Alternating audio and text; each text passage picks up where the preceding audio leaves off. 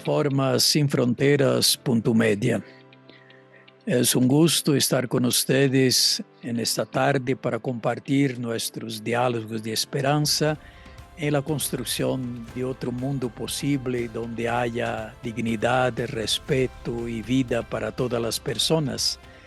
Entonces, continuando nuestros diálogos, tenemos hoy la dicha de tener con nosotros aquí a Xavier Moreira, que es parte de la coordinadora de organizaciones sociales del Guayas, que nos va a compartir un poco la realidad que viven muchas familias forzadas al desplazamiento y la realidad de muchos jóvenes que ahí se encuentran en esta situación, y también todo el trabajo que Javier con su esposa está haciendo con esta asociación Mincaide, que es un trabajo para ayudar a los jóvenes a que no sean víctimas de estos grupos que los agarran para sus finalidades criminales. Entonces queremos dar la bienvenida a Javier para estar con nosotros en este momento y compartir toda esta experiencia que está realizando ahí en el Guayas. Javier, buenas tardes y bienvenido. Hola, ¿qué tal? Buenas tardes. Muchas gracias por la invitación. ¿Cómo Muy estamos? bien,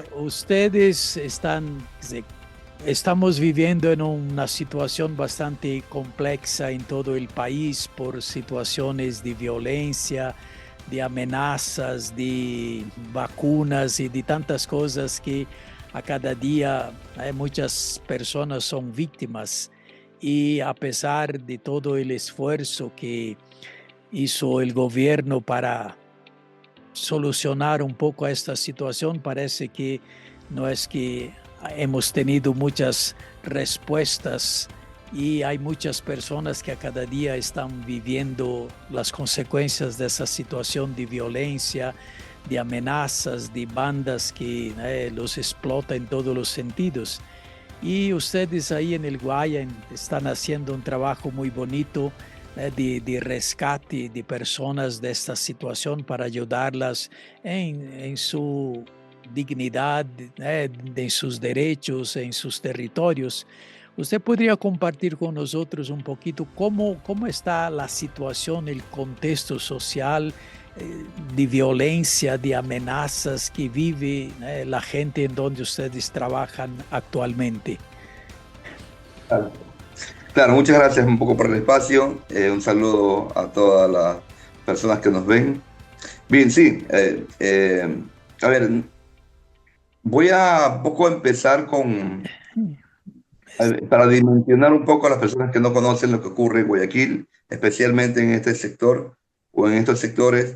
Voy a mencionarlo como de dónde provienen las personas que habitan en esas viviendas. Primero establecer que Guayaquil desde la pandemia, voy a hacer una línea de tiempo, ¿no? Y que lo voy a tomar desde la pandemia muy rápidamente. Guayaquil desde la pandemia ha sido la ciudad más afectada, inclusive a nivel mundial.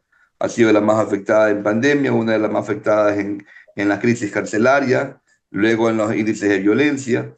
Y especialmente son estos sectores que están en la periferia de la ciudad los que han tenido lo que más han perdido. Es decir, eh, Guayaquil es una ciudad que la han polarizado y hay un color y un área geográfica específica donde supuestamente, entre comillas, está ubicada la delincuencia.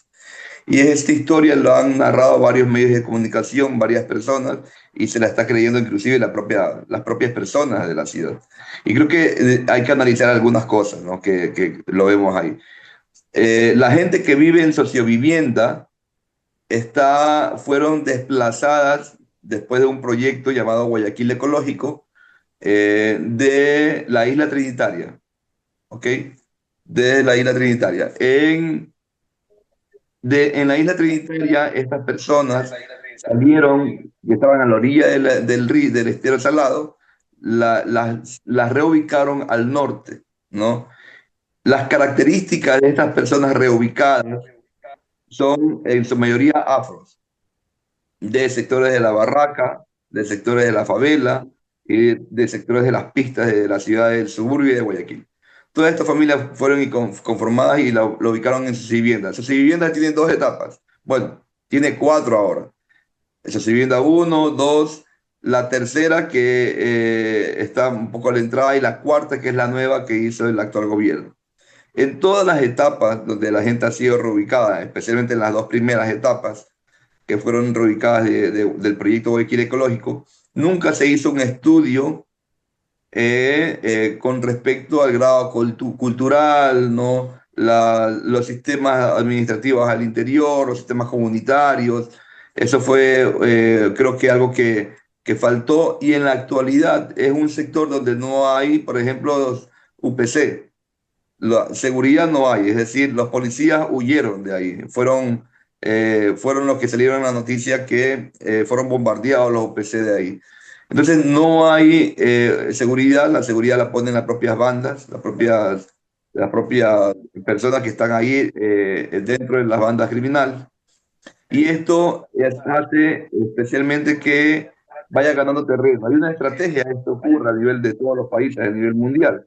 El Estado se aleja de los sectores populares, hay una reducción del gasto, mal llamado gasto público, es decir, hay una precarización de los sistemas educativos, hay una precarización de la seguridad, hay una precarización de la salud, se van alejando los programas de asistencia social, cultural, deportivo de los sectores y se van acercando a las pandillas, es decir, las bandas. Esto ha ocurrido toda la vida y en varios países, ha sido la estrategia. Entonces, mientras menos Estado haya, más capacidad tiene la GDO de poder operar, porque quien resuelve la vida, lo económico, termina siendo la GDO. Quien resuelve inclusive los problemas familiares, los problemas de delincuencia, inclusive sigue siendo la GDO. Hay sectores de Guayaquil en donde cuando una mujer es golpeada, son las GDO las que salen al rescate de esa familia y evitan que eso ocurra, evitan que roben, evitan que mendiguen. Es decir, la GDO pone códigos alrededor del cuidado en los sectores populares. La GDO se acerca más a la comunidad, el Estado se aleja. Esto ocurre en todos los países, esto no es solamente algo que ocurre aquí en Ecuador. Eh, y ocurre en los países con una característica neoliberal, es decir, donde no le ven la importancia del Estado, le reducen el Estado y achican los programas sociales y obviamente avanzan la criminalidad. Sociovivienda es algo que ya veníamos anunciando hace tiempo. Es decir, esto ya empezó en Flor de Bastión, Nigeria, ahora está en Vivienda, en donde hay un desplazamiento forzoso y una captación forzosa. Es decir, hay una masacre por el fraccionamiento de dos bandas, hay una masacre que se da alrededor de Vivienda 2, especialmente, bueno, en todo, 1 y 2. Pero en Vivienda 2, especialmente, es donde hay la mayor cantidad de mortandad y es donde se generan todas las guerras, o sea, toda la masacre que hay ahí, pero también las bombas, todo. Cuando ustedes escuchan, encontraron cuerpos degollados, cuando encuentran, cuando ustedes escuchan esa noticia, están hablando del basurero que queda en su vivienda 2. Cuando escuchan, explotaron una bomba en las casas, eso es en su vivienda 2. Entonces, dentro de su vivienda 1 y 2, la 2 es una de las que tiene mayor afectaciones porque ahí es donde se da la guerra, donde se está dando la masacre. Solamente para hacer un cálculo aproximado, hay apenas el 30% de la población vive en vivienda 2. El 70% ya se ha ido. ¿Ok? Cuando hablo de irse, hablo de varias cosas. Es decir, hay personas que se han llevado con camiones todas sus cosas y hay personas que se han ido, pero han dejado las cosas ahí con cadena. ¿Ok? A esto aquí, ustedes le suman que cuando hay los operativos militares y policiales, tumban las casas, la vivienda de los que son y de los que no son, ¿no? Y ahí también hay reportes, que se pierde el teléfono, se pierden relojes, se pierde dinero. Es decir, las familias viven una inseguridad por un lado, pero por otro lado también inseguridad, porque la policía y los militares, pese a que están un poco más presentes ahí ahora, ¿ok? Se terminan llevando, tenemos reportes que se han llevado a jóvenes de la batucada inclusive. Es decir, ustedes estos jóvenes los van a ver en las batucadas defendiendo los 4 de Malvinas, pero ahora ya están encarcelados. Entonces, jóvenes que no tienen nada que ver con las pandillas le están dando 20 años aproximadamente por terrorismo. Entonces la familia tiene que comenzar a defenderse, sacar dinero para defender a su familia con abogados, tienen que reparar las puertas de los desastres que hacen los militares y los policías. Las familias están asustadas, están sin poder salir a trabajar, no tienen recursos, no tienen que comer, ¿no? Y el desplazamiento familiar es que mando a un hijo para una casa, al otro hijo lo mando a Esmeralda, al otro hijo lo mando al Guasmo. Es decir, hay una dispersión familiar. Y en Guayaquil, en este momento estamos en vacaciones, ya mismo entramos a clases. Mi pregunta es, ¿dónde se los va a reubicar a estos jóvenes y a estos adolescentes desplazados? Porque están en diferentes lugares. ¿Cuál va a ser la afectación familiar que va a tener la familia con ese desplazamiento y esa fragmentación familiar? Es decir, vivía la mamá con varios adolescentes y jóvenes en la casa y ahora los tiene regados. ¿Ya? ¿Dónde va a descargar todo eso? ¿Quién va a velar por esas familias que tuvieron, de la familia de esos niños, de ese bebé que cogió una bomba, que estaba ahí, le explotó la bomba y falleció el bebé con una vecina y la mamá quedó malherida? ¿Quién le ha dado tratamiento psicológico? ¿Quién ha ayudado a esa mamita, a la señora que vivía en su vivienda, que le cayó una bomba a las 3 de la mañana? Sí, mientras dormía, y ahora, como no puede volver a la casa, vive con su hijo con discapacidad y con su otro hijo en un terreno, en una construcción abandonada. ¿O quién va a ayudar a esa mamita que perdió a dos bebitos pequeñitos que los degollaron y que está con un problema psicológico y con un problema de nervios en otro sector? O sea, encima que sale del sector, mataron a sus hijos, encima de eso que no tenían nada que ver, eran jóvenes niños de 11 años, o sea, estaban andando en una motoneta. ¿Quién atiende esos casos? No hay una respuesta de contención psicológica de parte del MIDUI para reparación de vivienda, de parte del MIES con kits y de alimentos y albergues. No hay ningún tipo de programa social por parte del Estado ni por parte de los gobiernos locales. Si bien es cierto, me pueden decir que no son parte de las competencias, pero sí se puede activar el comité de emergencia por desplazamiento y eso tampoco se lo hace ni en la prefectura, ni en la alcaldía, ni en el gobierno local. Es más, he tenido reuniones con algunos funcionarios públicos y cuando yo le hablo de sociovivienda y automáticamente dice, es que no trabajamos con jóvenes infractores. Es decir, en su mente tienen de que todos sus viviendas son gente y jóvenes infractores. Y ahí hay abogados, deportistas, sociólogos, psicólogos. Hay una cantidad de personas, ¿sí?, que no son delincuentes, pero que por el hecho de vivir en un sector como su vivienda, producto de un desplazamiento gubernamental por un programa y producto de la carencia y el abandono estatal que se provoca lo que se está provocando, tienen que sufrir inclusive la discriminación de parte y el abandono de parte del Estado en cuanto a los programas que pueden desarrollarse. Entonces, esto nos parece un poco riesgoso, estamos un poco generando donaciones, porque estamos llevando donaciones a los sectores, porque en serio hay personas que no tienen qué comer. Es decir, la familia no puede salir a trabajar, porque si llega muy tarde y hay toque de queda por parte de la GDO, no pueden entrar sencillamente porque se arman las balaceras. Llevamos ya cerca de una semana que no se escucha balaceras ya en sus viviendas, pero de todas maneras la gente no sabe si volver o no volver. Y las casas están abandonadas porque hay un abandono estatal. Es decir, mira, pueden estar los militares ahí, pero inclusive pueden los propios carros de los militares acercar a las familias para que lleguen a su casa, porque las familias tienen que caminar cerca de 1 kilómetro para poder salir a la principal. Sí, todos los días, porque no hay carro que entre allá. Allá nadie te entra, o sea, no hay buses que entren allá, no hay taxis que te quieran llevar a su vivienda. Tú quieres coger un taxi de su vivienda, nadie en Guayaquil, nadie te lo va a llevar. Tan solo que viva ahí mismo en su vivienda, en el caso de que todavía esté viviendo. O sea, los militares, en lugar de hacer colonias vacacionales por parte del Ministerio de Educación o de Cultura, colonias vacacionales para comunidad, reforzado por el grupo militar, por último, si que tienen miedo, ¿ok?, que lo hicieran, pero no están llevando nada de eso. Solo están llevando represión, encarcelamiento, y cuando van a fiscalía, hemos ido a declarar por los jóvenes que cogieron que son inocentes, que los jóvenes no tienen nada que ver en eso, que los acusan de terrorismo. Cuando hemos ido a hablar con los propios fiscales dicen, es que eso no se está viviendo, o sea, ya ahí les toca. O sea, les toca, o sea, cuando hablamos les toca, es quedarse 20 años encerrado en un centro de rehabilitación social, entre comillas, que lo que es una escuela de aprendizaje para delincuentes. Es decir, las personas del sector popular, las personas de los sectores populares, son los jóvenes especialmente, son un caldo de cultivo, es decir, es el cuerpo, la primera línea de la GDO. Mientras existe una reducción del Estado, un abandono, siempre vamos a tener un ejército de pobres afros, ¿sí?, que van a alimentar la GDO para hacernos muertos. Si ustedes pueden ver los índices más elevados los índices más elevados son las personas muertas por arma y son jóvenes.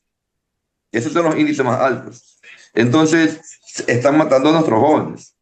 Sin contar el proceso migratorio que está viendo en Guayaquil, la gente se está yendo a otro lado porque estamos abandonados, y estamos abandonados no ahorita, estamos abandonados desde la pandemia. Desde la pandemia empezaron con los indisciplinados, aquellos que queríamos salir a trabajar nos llamaban indisciplinados, nos hacían pelear, nos hacían tener miedo en lugar de llevar políticas de salud. Claro, nos hacían tener miedo, pero redujeron los presupuestos de salud. Recuerdan, redujeron 6 puntos los presupuestos de salud. Hubo 1 millón de desempleo en la pandemia. Entonces, comenzaron a radicalizar los discursos de personas que somos indisciplinados, de delincuentes, ¿no? Y ahora le comenzaron a poner color. Esto ha provocado que la sociedad tenga una serie de conflictos y de polarización. Personas que aplauden la represión, que ven el malestar desde afuera y creen que son delincuentes, y personas adentro que sufrimos lo que vivimos adentro, ¿no? Y que vivimos que la policía, el concepto de cuidado de la policía va a depender de donde tú vivas. Si tú vives en San Borondón, la policía te cuida. Si tú vives en la isla Trinitaria, la policía te acosa, la policía te roba, la policía te maltrata. Entonces la concepción de seguridad va a depender de donde tú vivas. Inclusive los sueños de las niñas y los niños va a depender de donde tú vivas. Un niño en un sector popular como esto sueña de que se metan a su casa a robar o a balearlo, o que tu papá es baleado. Los sueños de nuestras criaturas, de nuestras bebés, están definidas así. No, a diferencia de otro sector. Entonces, tus condiciones materiales definen obviamente tu pensamiento y tus acciones. Entonces, yo creo que este problema no se va a resolver si que no hay una exigibilidad de derechos, de política pública, y en eso nos encontramos. Con eso estamos. Las batucadas populares es esta respuesta. Son 150 jóvenes de diferentes sectores, con su mayoría en su vivienda y en Isla Trinitaria, que salimos a exigir derechos, pero ahora todos esos jóvenes están desplazados. Es decir, solo tenemos que convertirnos también en una casa de albergue para recibir algunos jóvenes acá en la casa, porque no tienen dónde ir realmente. Entonces, la batucada popular es que nos costó un tejido de 5 años, de darle formación en liderazgo, de que se metan a estudiar a la universidad, de que aprendan música, de exigibilidad de los derechos, de todo ese proceso de 5 años, se desbarató en 15 días, porque bastó una guerra para sacar a todas las familias por otro lado. O sea, todo el tejido que había en el barrio, no solamente de las batucadas populares, la red de defensores, lo que está haciendo Juconi, lo que se está haciendo Misión Alianza, lo que está haciendo el CDH, todas las organizaciones que teníamos trabajo ahí, en temas deportivos, en temas de tejido, para recomponer el tejido social, tuvieron que salir. Entonces, es como que así, de un manazo, hicieron pedazo todo el trabajo que se había logrado ahí. Sí, es una realidad bastante compleja, ¿eh? Y frente a la ausencia del Estado, de respuestas a estas realidades que vive toda esta gente, usted con su esposa también han organizado una asociación que se llama Mincaid, ¿no? Que es un trabajo con estos jóvenes para que no sean cooptados, ¿no? Y víctimas de toda esta situación de violencia, de grupos, de bandas. ¿Cómo ustedes trabajan con esta asociación en esta batucada para envolver a estos jóvenes? Ya, Fundación Mincaini es una palabra, son 2 palabras quichua, Min y Aini, ¿no? Que significa colaboración, minga y reciprocidad. Minga y reciprocidad. Esta organización nace en el tiempo de la pandemia, ¿sí? Y la idea de esta organización es que en algún momento se convierta en una organización manejada por jóvenes. porque sabíamos que no solamente era la importante crear la estrategia de batucadas populares, que es una iniciativa popular juvenil, sino que también queríamos crear la institucionalidad o la institución para que los jóvenes comiencen a generar proyectos, aprendan a hacer informes, aprendan a manejar proyectos, a manejar también otro tipo de cosas. No solamente el arte, ¿sí? De cambio, ¿no? La parte de ir al territorio, enseñar a tocar, dar los talleres, sino que también buscar presupuestos, hacer proyectos, que aprendan a hacer informes.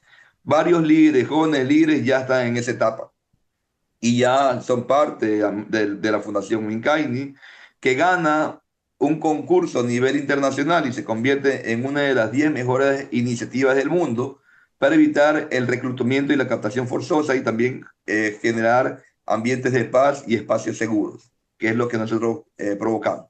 Espacios seguros y ambientes de paz. No estamos en contra de la violencia en todo sentido, en todo sentido. Cuando hemos salido a la calle, y los propios policías nos han tirado gas, nuestra respuesta nunca ha sido violenta. Siempre respondemos con música, con resistencia, pero no generamos violencia. Entonces, la fundación gana este reconocimiento y a partir de ahí comienza a tomar también un poco más de fuerza. Somos 150 integrantes de las batucadas populares.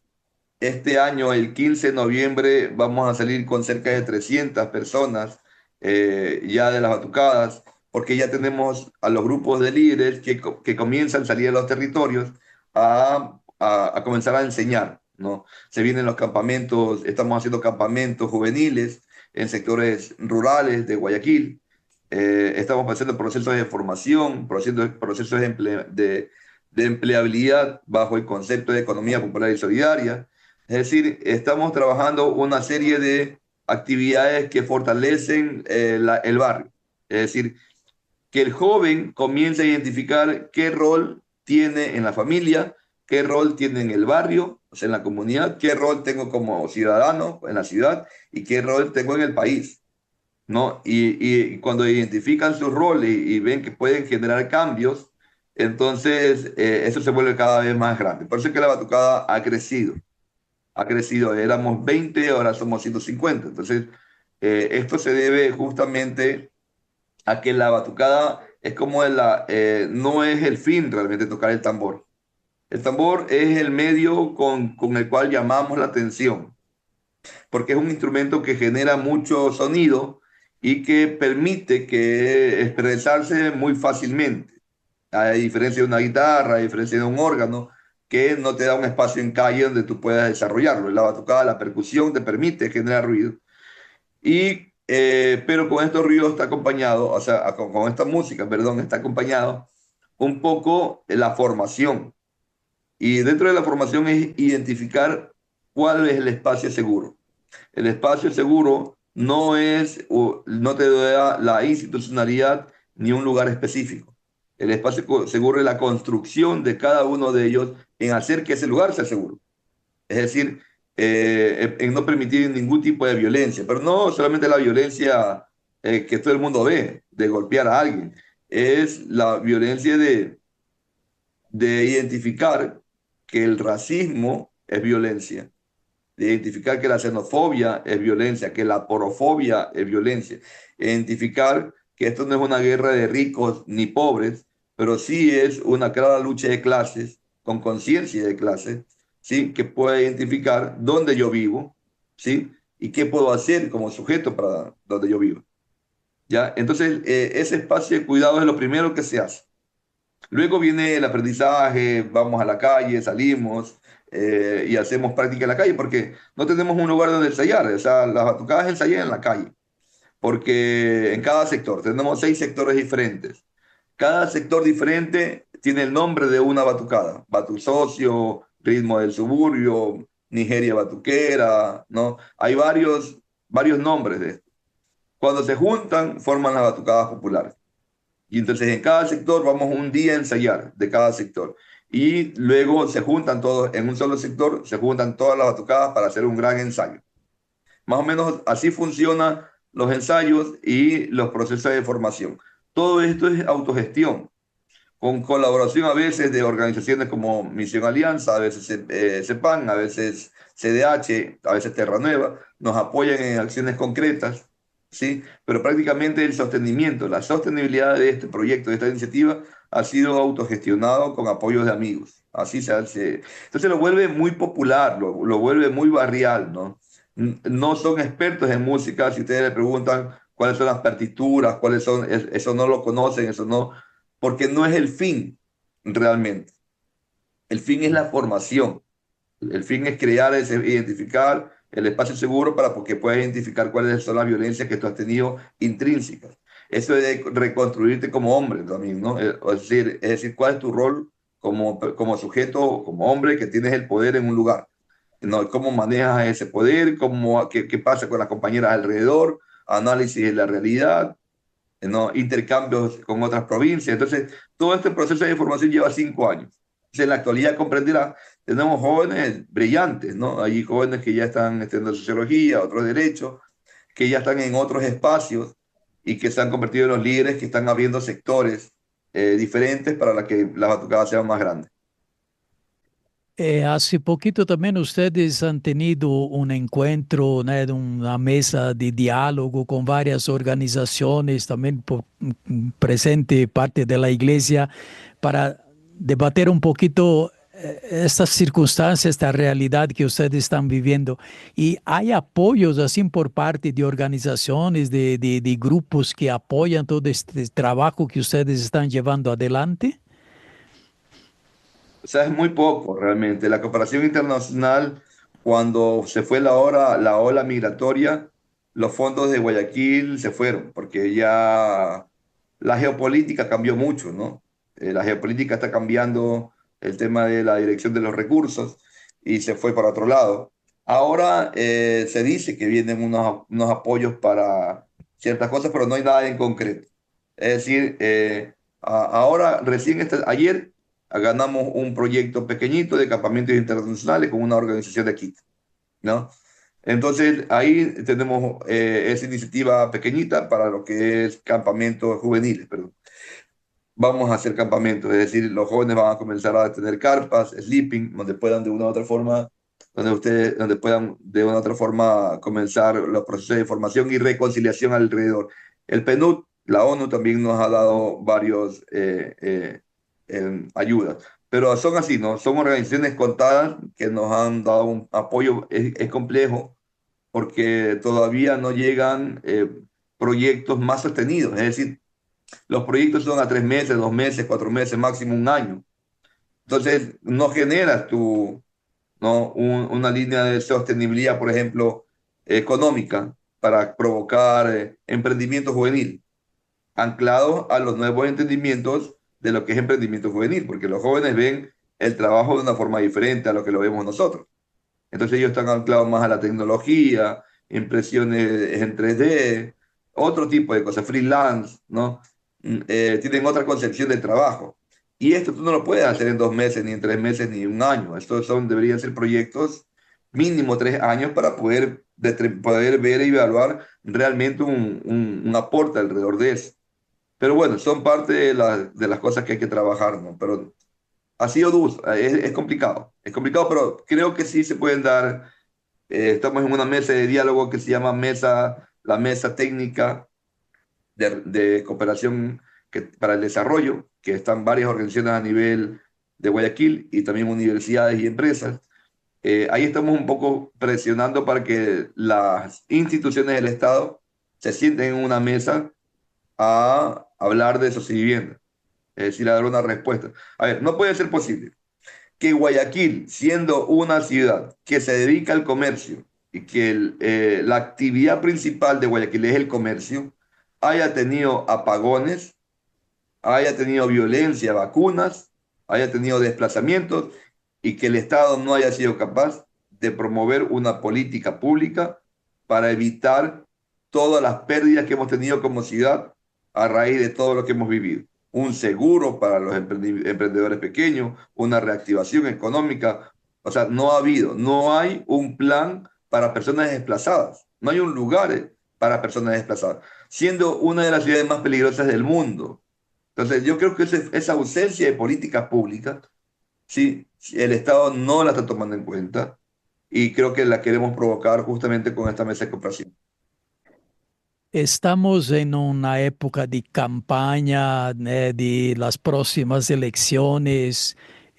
¿Usted ve así por parte de los candidatos, candidatos alguna propuesta que manifiesta un interés para solucionar un poco esta realidad que vive el país y principalmente en la situación de Guayaquil, de violencia, de desplazamiento y de tantas otras situaciones que usted ve que hay propuestas políticas que pueden solucionar este problema o es solo propaganda política que no tiene así muy intereses en solucionar este problema porque hay connivencia con tantas otras situaciones que a veces también los políticos se corrompen en esto. Sí, realmente, no, o sea, con este gobierno para nada, o sea, el actual yo no veo ninguna posibilidad de hacer algo realmente sostenido en su vivienda. La respuesta del Estado ha sido bala, militares y indulto para los militares que matan, o sea, eso ha sido la respuesta del gobierno, ¿no? ¿Cuánto estado de excepción desde que llegó? Eh, Me parece eso terrible.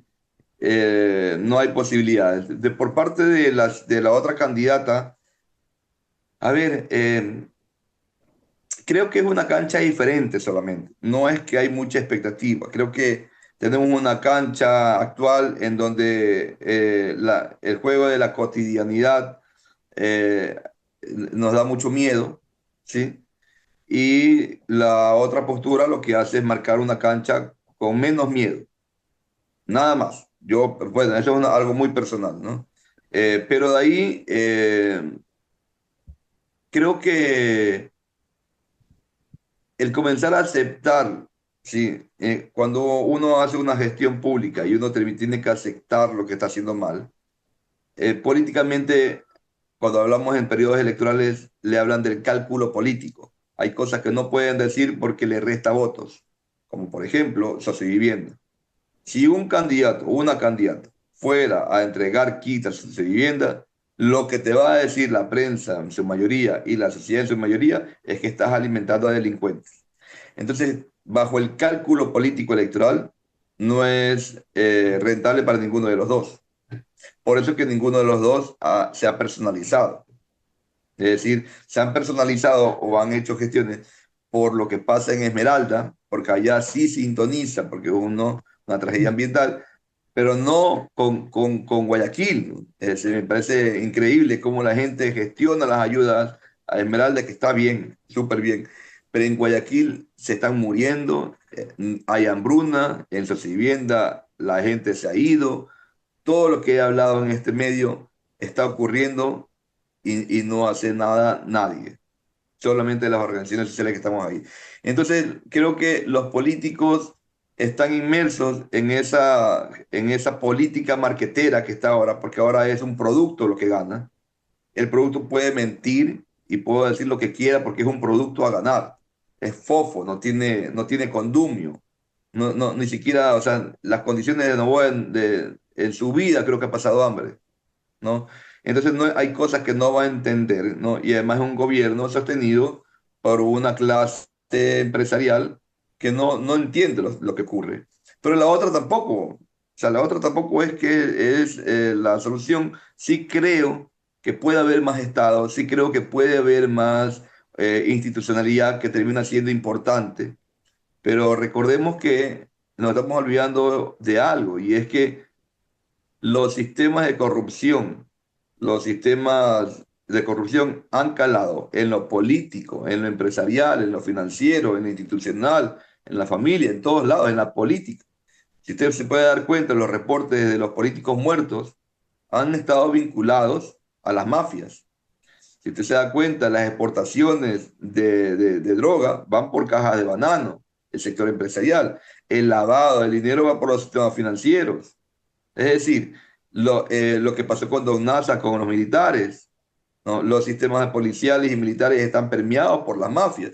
Entonces, no es pues el problema de Fito, no es pues el problema de Rasquiña, esos son peones, ¿no? Por esta macroeconomía que está de una u otra forma lucrándose con las vidas de la gente y están haciendo creer a las personas que el problema son los afro de sectores populares, así como nos hicieron creer que los que contagiamos era la gente del Guayas y nos cerraban la frontera. Y creas una polarización que le termina beneficiando justamente a esta gente, a los que están al poder.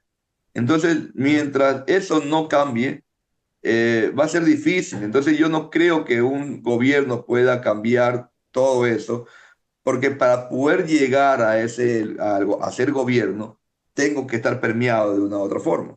Si no, mire el caso de Leonidas Issa, ¿no? 5%. Entonces, esa polarización del voto ahora se da por un marketing político, porque ahora la política es marketing, ¿no? En donde está carente y está vacía. O sea, se ha deshumanizado, creería, ¿no? Se ha alejado de la realidad y los sistemas de partido son rentables, es decir, son partidos de alquiler, toditos, son partidos de alquiler que vienen y ven una persona que está en boga y lo cogen y ven, se pártelo de acá y se convierten en aplanadoras electorales carentes y vaciadas. Entonces, eso es lo que hay que cambiar y yo creo que ahí eso hay que hacerlo, estamos crudos, ¿no? Eso está lejos y hay que hacerlo con las juventudes, hay que hacerlo con las juventudes, nosotros apostamos a eso, porque creemos mucho en la fuerza de la juventud y vamos a seguir, hay que seguir, ¿no? Pese a todo lo que nos está pasando, pese a toda la violencia que vivimos, el desplazamiento, la pobreza, el abandono estatal, tenemos que seguir adelante de ley. Muy bien, Javier. Más así a nivel más personal, así, ¿cómo nació esta vocación tuya de dedicarse a esta causa, de trabajar en defensa de la vida, de los derechos, de la dignidad, principalmente con los jóvenes? ¿Cómo nació toda esta motivación para que usted con su esposa se dedicara a este trabajo? Mi mamá es ahí, ¿no? Mi mamá es mi mamá y la abuela de mi esposa, ¿no? Mi mamá viene de un proceso llamado las comunidades eclesiales de base, el tiempo de Manolo Barreno, ¿no? Viene de ese entonces, ¿no? Las comunidades eclesiales de base crearon un programa llamado Sembradores, y ahí salieron varios jóvenes. Yo era muy pequeño, ¿no? Y fui formado ahí. En mi casa siempre estuvo, mamá era la líder comunitaria, mi casa siempre estaba llena de personas, ¿no? Entonces me crié en ese ambiente, ¿no? Mi compañera de vida, la abuela también era parte de las comunidades eclesiales de base, pero ella se formó con los jesuitas, con Fe y Alegría. Ese fue su proceso de formación. Mm. Trabajó mucho tiempo en Fe y Alegría, ahí se formó, ahora trabaja acá plenamente. Y yo me formé, bueno, yo soy sociólogo, y yo me formé justamente alrededor de ese tejido de las comunidades eclesiales de base. Y desde ahí, bueno, desde muy pequeño, hemos ido a los paros, somos de los niños que andábamos en las manos, que nos perdían en el tiempo del 84, cuando lanzaban gases lacrimógenos, quedamos perdidos por la calle y la gente nos recogía y nos devolvía. O sea, somos de esa familia que siempre hemos estado en el activismo, en la militancia. Entonces, cuando se dio la oportunidad, yo ya estudié sociología, inmediatamente comencé con los trabajos juveniles. Entonces, yo he sido líder juvenil, luego provoqué trabajo con personas con discapacidad, trabajo con personas adultas mayores, niños de la calle. Fuimos los creadores del primer proyecto de habitantes de la calle, mediante un estudio que hicimos en ese entonces de las personas que vivían en la calle de Guayaquil, que nadie se preocupaba, y creamos un proyecto de habitantes de calle apoyado en ese entonces por el gobierno. Es decir, la inversión social que había era muy interesante. El problema es que no se la pudo sostener, pero había muchos programas y trabajamos alrededor de esos programas y tuvimos muchos logros, especialmente con personas con discapacidad, personas habitantes de calle. Y bueno, cuando sale el gobierno, entra Lenin Moreno y reduce programas sociales y salimos a lo de octubre. Salimos al paro de octubre en respuesta a la reducción de los proyectos que se estaban quitando. Y el gobierno de Lenin recuerdo, María Paula Roma, nos quitan el proyecto, todos los proyectos de la fundación que en ese entonces manejábamos, que era NURTA, una fundación bastante grande. Y de un plumazo nos quitan todos los convenios y nos quiebran. No, siendo una de las mejores puntuadas, siendo una de las mejores, nos quebramos, porque salimos a la protesta de octubre.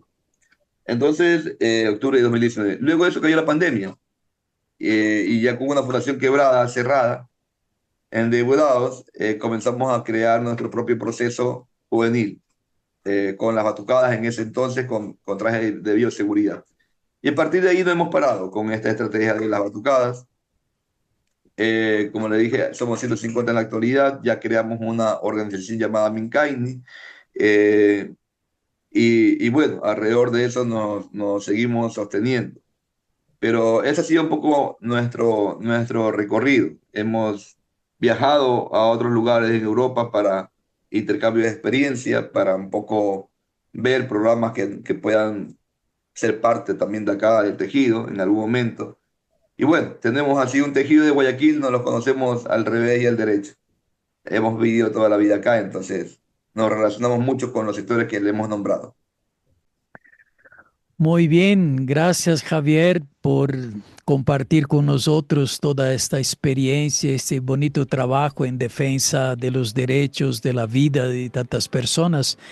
Y para ir concluyendo un poco, compartir unas palabritas de esperanza, así para todos los que nos siguen en las redes sociales, de motivación también para que la sociedad se despierte y se dé cuenta de la realidad que viven tantas personas, principalmente en esta realidad ahí de Guayaquil, para que ojalá podamos sumar fuerzas para y un día podamos cambiar esta realidad y que todos los jóvenes, todas las familias puedan vivir sin ser amenazadas en sus derechos, en sus territorios.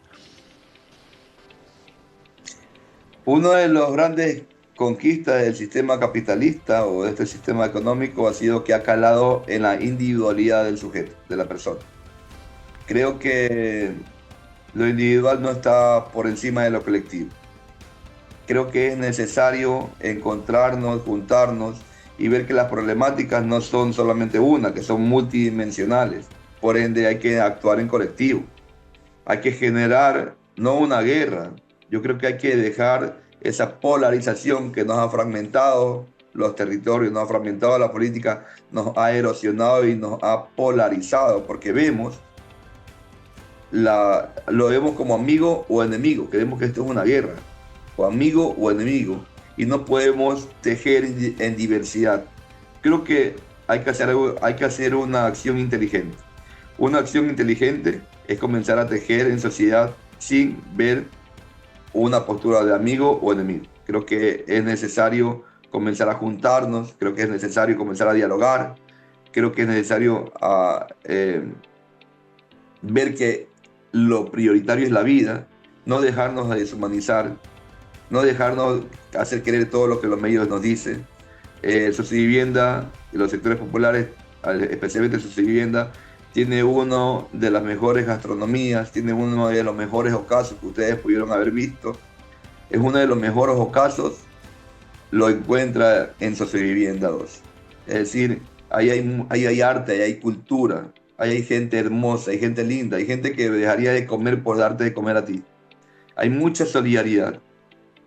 No es solamente delincuencia. Y identifiquemos que el enemigo no está dentro. El enemigo es un sistema, ¿sí?, que nos está haciendo pelear entre nosotros. Nos fragmenta. No dejarnos fragmentar, no dejarnos dividir y comenzar a dar esperanzas y a tejer esperanzas. No hay que darnos un chance. Démonos un chance a decirle basta a la guerra y comenzar a juntarnos un poquito más de forma bonita, de forma solidaria.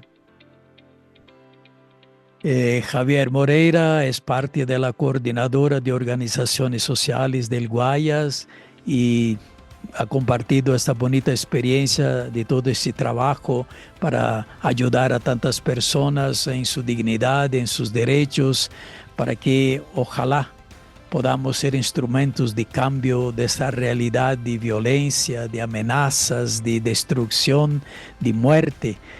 Gracias, Javier, por haber compartido con nosotros y para crear esta conciencia de que sí, todos somos parte de una sociedad, de un mundo en donde todos tienen el derecho de tener vida, dignidad, respeto, lo necesario para vivir. Entonces, gracias por el trabajo que ustedes están realizando y podamos así sumar fuerzas con todas las personas de buena voluntad en esta construcción de otro mundo posible en medio de nosotros. Muchísimas gracias. Gracias a ustedes, muchas gracias por el espacio y un abrazo enorme para toda la gente de allá de la capital.